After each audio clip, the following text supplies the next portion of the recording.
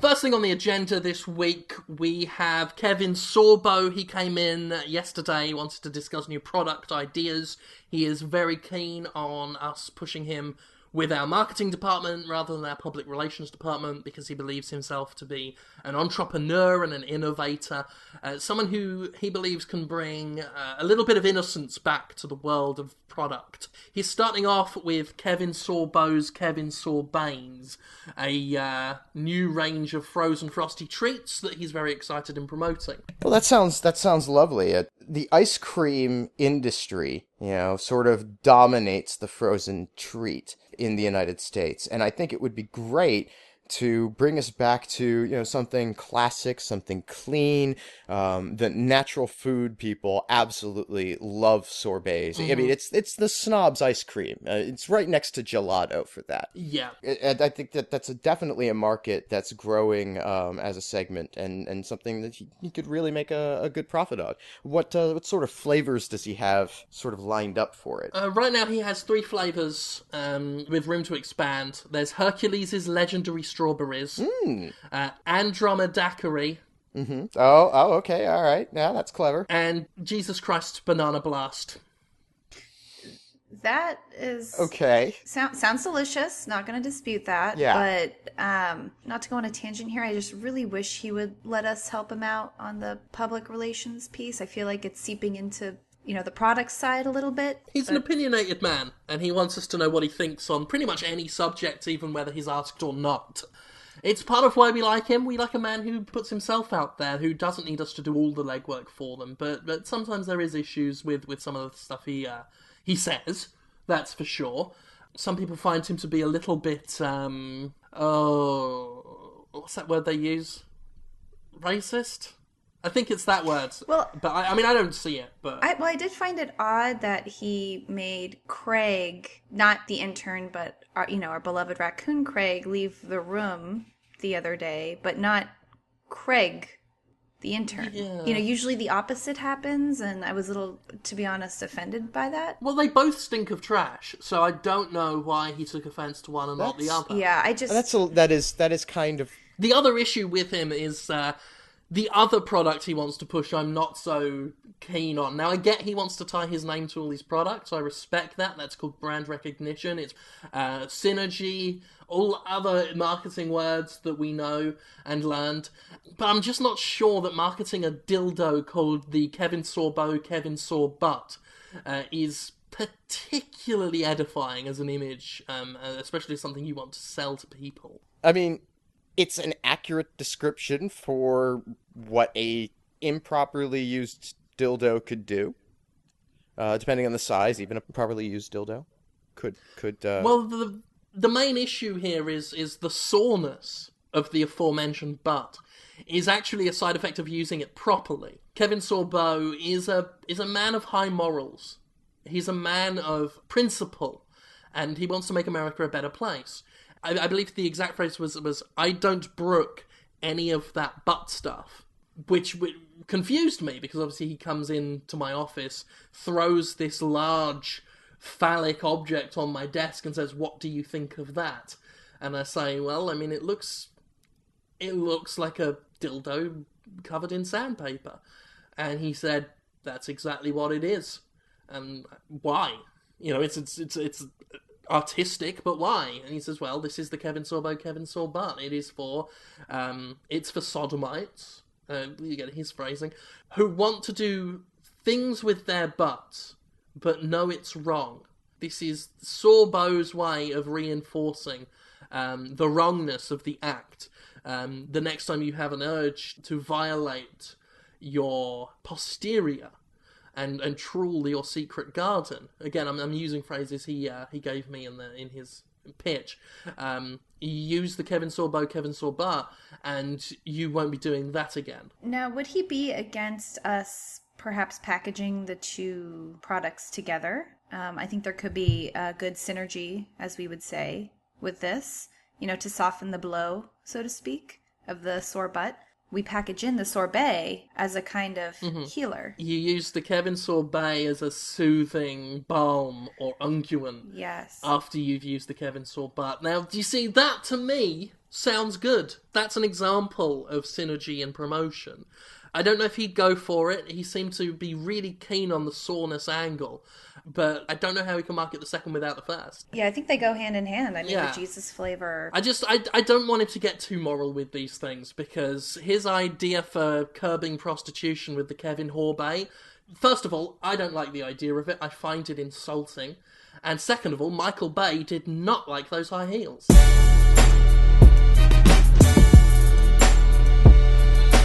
Oh, yeah, so I got the invoice from the catering that we hired for Craig's birthday party. We didn't spare any expense, clearly, but I think it was worth it in the end. No, it was an amazing event. I know we just blew it out of the water. No budget necessary. Craig the raccoon has been just such a stellar employee to us. He's received multiple promotions since we've brought him on, and he deserves all the best.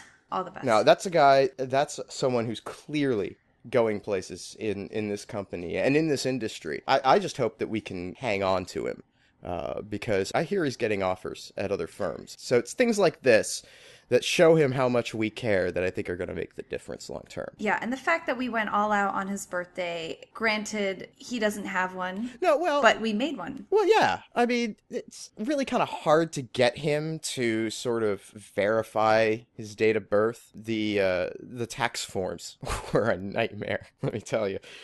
He's just not, he's not a paperwork kind of guy, and I get that. He's a sort of out-of-the-box thinker, sort of a big picture guy.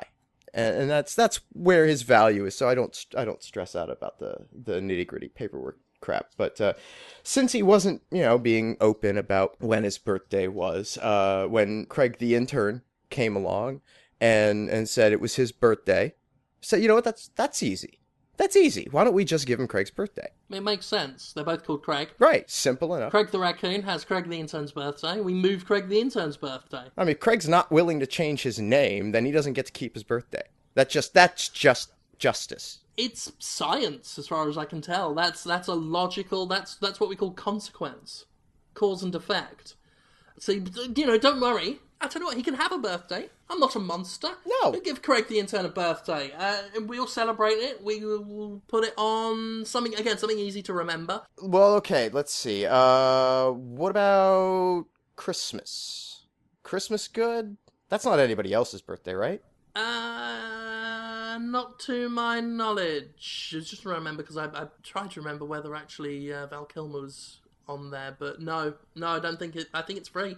Oh, yeah, but I'm always so busy then. Yeah. It's such a mad rush. I don't know. That might not be the best time. Well, it's one of our busy periods because we have those, we pronounce it Merry Christmas, not Happy Holidays, y'all, signs and door plaques that we sell.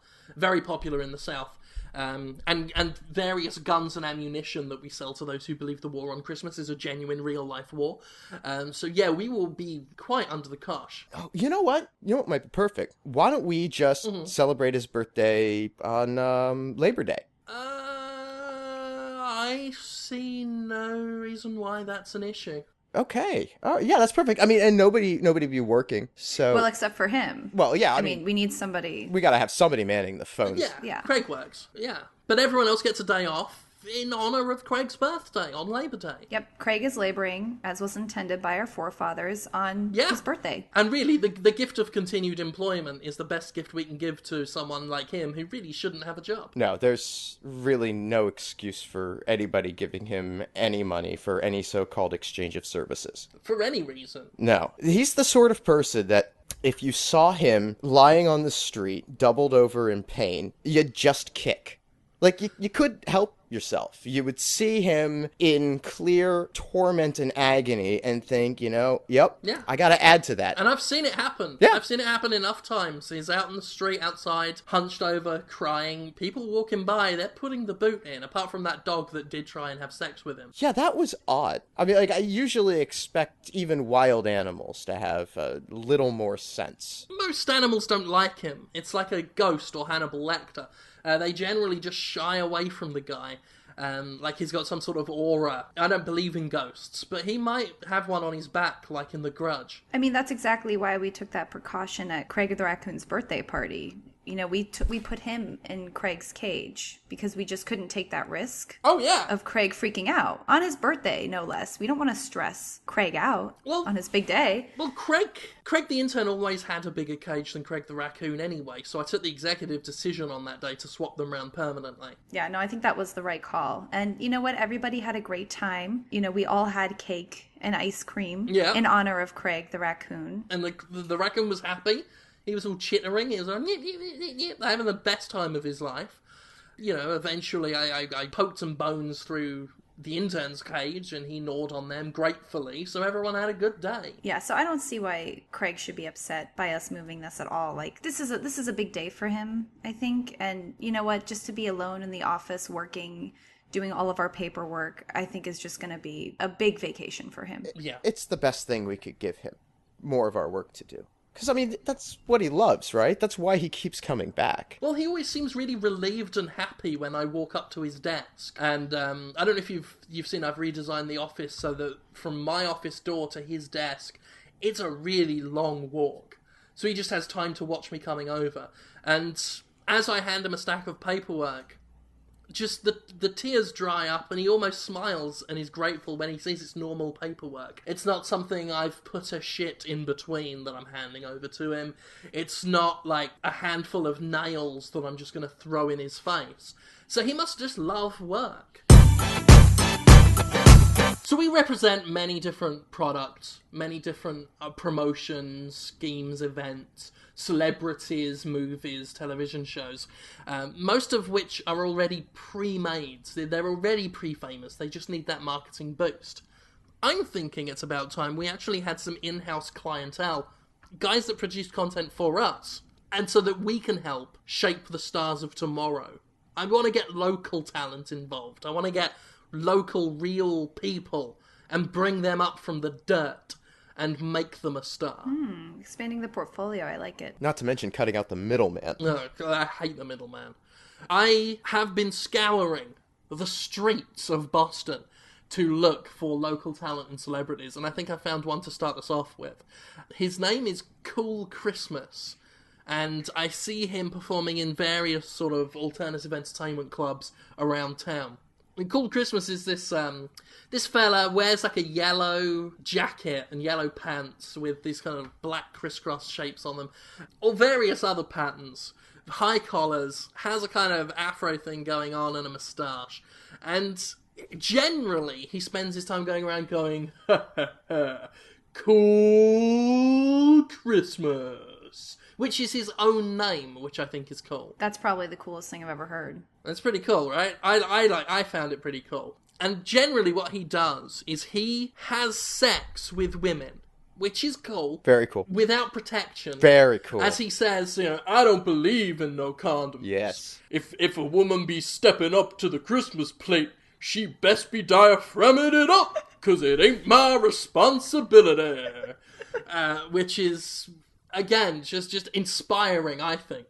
As a man. Well, you don't hear people sort of stepping up and saying, "Hey, this is how I feel about this sensitive issue." Mm-hmm. And if you can't deal with that, baby, I kind of respect that. Well, I we have need to a man respect who that. lays out the facts.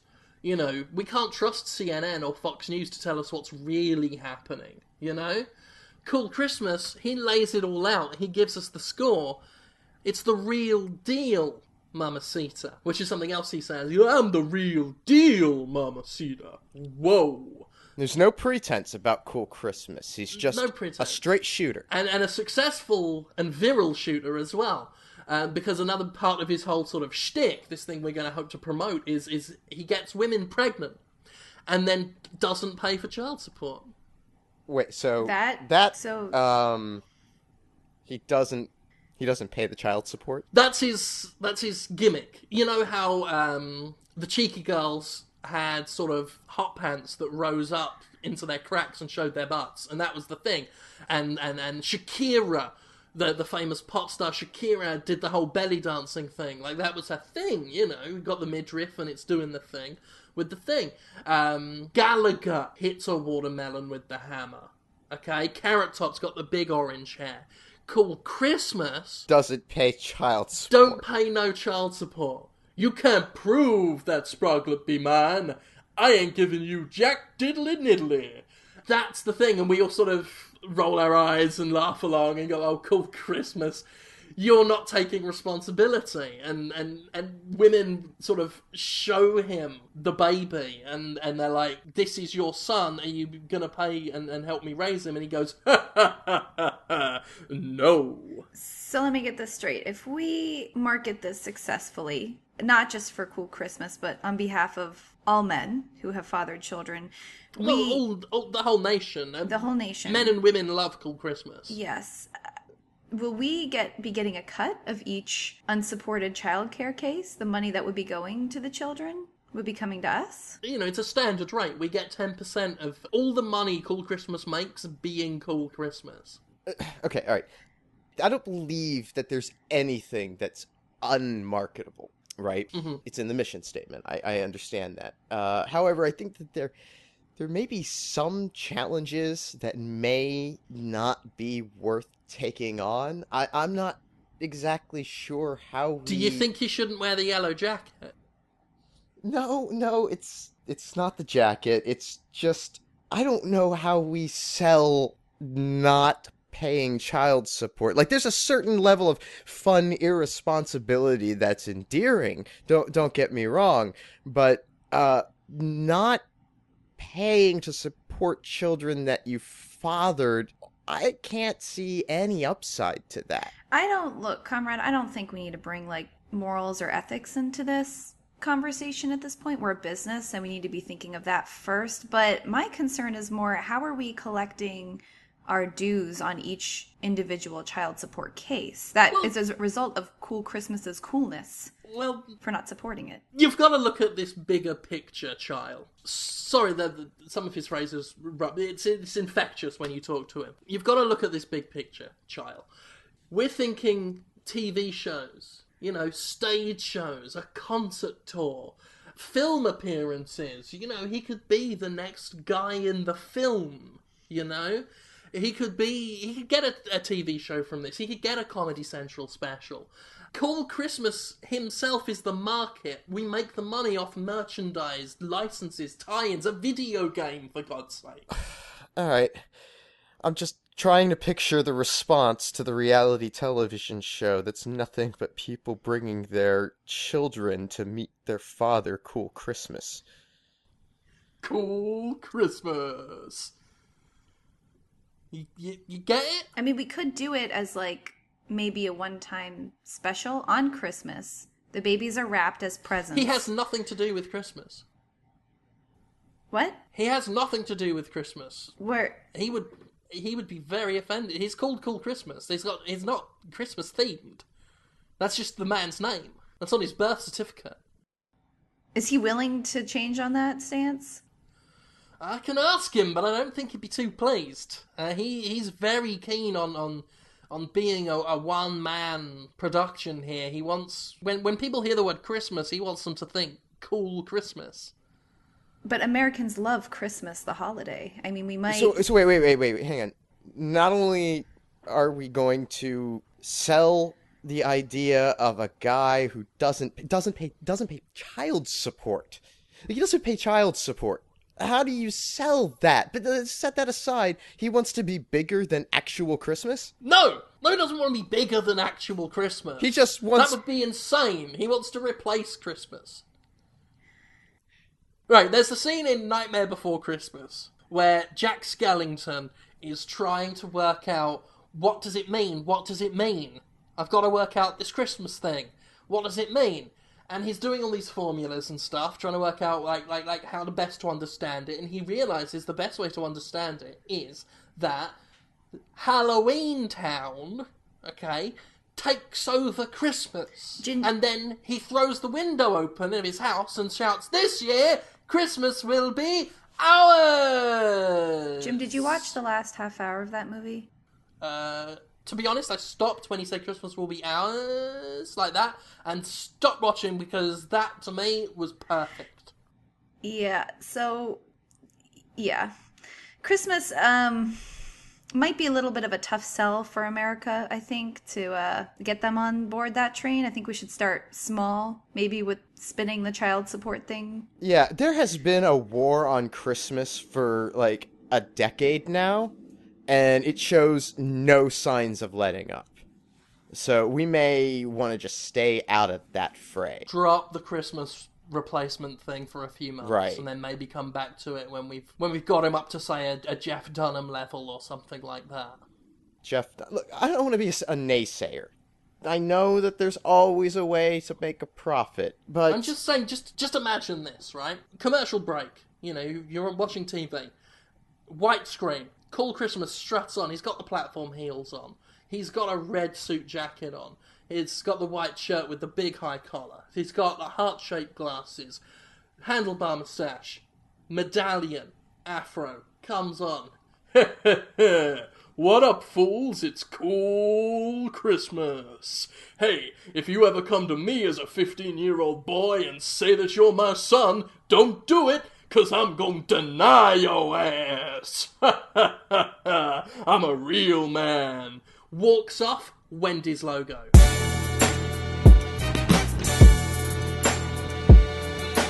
So I wanted to get us all together this week and talk about the inevitable, what happened last week with our Lil Squirts beauty pageant. I know. Yeah, I know. We have to talk about it. We have to get it over with. We've had a lot of complaints lodged, some legal, some not legal. Regardless, Gordon Ramsay's representatives are not happy with us. He still hasn't woken up from his coma. I don't know how he had a coma. I mean, a lot of things went wrong on the beauty pageant day, but Gordon Ramsay as a celebrity judge was going well. Next thing I turned round, he was laughing and joking 1 minute, turn around, he's in a coma. Yeah, that's not what the witnesses have been saying, but I don't even know what that word means. I don't know what witness means. So I plead the fifth on that one. I just think we need to, our leadership team is asking for some kind of reprimands. They're asking for some kind of action plan, and I don't even know how we want to begin to sort this out. Yeah. Well, they want us to accept responsibility, which I agree with. We should accept responsibility in a way that puts the blame squarely on someone else. Yeah, normally I would say Craig. That's as per the usual, but I feel like after last week's incident, we can only go into that well so many times. Yeah. He's already apologizing for. Hell, we got him for the Iraqi war. We got him to say sorry for everything that happened there. So we can't really go back to that. We've got to let that stock rise again. A number of things went wrong. Okay? We thought it'd be nice to host a beauty pageant. Clearly, it didn't go to plan.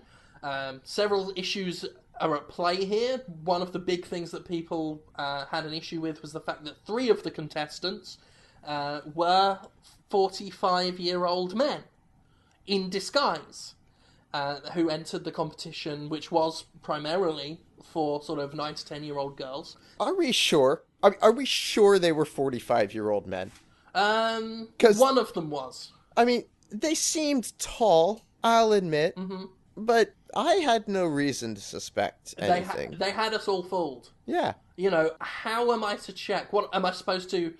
Am I supposed to get them to strip down and show me? I'm not going to ask that of the parents. Why would I ask that? That's inappropriate at best. And I do want to stress on the subject of propriety, nothing inappropriate happened. Those men genuinely wanted to enter that competition. That's the bit that I'm really trying to stress here. No harm, no foul. Okay, 3 adult men tricked their way into a beauty pageant. but they just really wanted to win the beauty pageant, and really, would it have been so bad if they had? One of them sung My Little Lollipop really fantastically well. Yeah, I think it could have. I think we had a lot of social commentary going on that day, something you don't normally see in beauty pageants. I was a little bit worried when I saw the cans of Coors Light just littering the dressing room. But, who am I to judge how mothers prepare their children for their pageant day? I was confused that among the other inappropriate, quote-unquote, inappropriate contestants, one of the competition members was a can of Coors Light that had been put in a little skirt and top. Again, though, Ramsey voted the can... I thought that was... the top in the talent show section, so... I thought that was a sponsorship arrangement that we'd done. And just nobody had mentioned to me. I didn't realize that was... Oh, no, I spoke to the can's mother. Oh, okay. She was excited. She was excited to see it win the talent section and swore that everything was above board. I mean, I said, isn't she a little short and round and limbless? And she looked at me like she was offended. So I thought, well, I'm not going to press that issue again. The dog I did know shouldn't have been there. I'll hold my hands up to that. I do know that putting a dog in a tutu on its own is not correct behaviour, let alone having it win a children's talent show. But... it was a really cool-looking dog, so I did let that one slide, and I will hold that one on my head. And his name was Berkeley, so how adorable is that? It was! Oh, such fun. God, it is a shame somebody shot it. Yeah, that was unfortunate. What can you do? Yeah. I mean, there was a lot of shootings going on, and a lot of snakes. I don't know who brought those in, but they were wriggling all over the ground during sort of the final judging ceremony. And I think that's what kicked off the looting and the general rioting, was when someone noticed, after quite a long time, I was surprised no one noticed it sooner, because I saw them about half an hour before the first woman screamed, and I didn't want to say anything. But, yeah, I mean, they were corn snakes. They were harmless. They weren't doing anybody any harm. Actually, I think if you want to find a silver lining to this, we put on a hell of a show. Oh, there's no denying.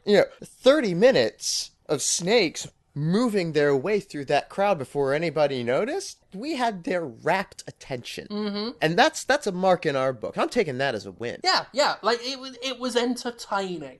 For everyone behind the glass paneling, it was a good show. The others on the other side, I mean, they reported it being violent, hot, and bitey, but I had a good time. I had a laugh, and I was surprised to find out that it was quote-unquote controversial when we were done. Yeah, it was a little surprising to see the message from the Attorney General this morning, but, we'll deal with it. A few people got a little nervous about some snakes, and yes, okay, some men did enter a children's beauty pageant. This is a blowover. This will pass. We might have to get Craig to do some community service for it, but we gotta find somebody to pawn it off on, the actual trouble. The sponsors are already disowning us. Well, you know what? As I always say, if a company is going to disown you over a small riot, one comatose chef, snakes and blood, and maybe 2 fires, then they weren't true friends to begin with. Now we got to talk about the real issue of the day, Keanu Reeves' seance, or as it's now being called by the press, Red Wednesday. FistShark Marketing is Jim Sterling, Conrad Zimmerman, and Caitlin Cook. Theme music by Ben Rama. Segue music by Alizar Chan. Our editor is Nick Malone. More episodes are available at FistShark.com. Follow us on Twitter at FistShark for more of our exploits. And if you like us, give us a rating or a review on iTunes. Complaints can be forwarded via email to fistsharkmarketing@aol.com. And remember, they can never take your pride. Only cash or major credit cards are accepted. Goodbye.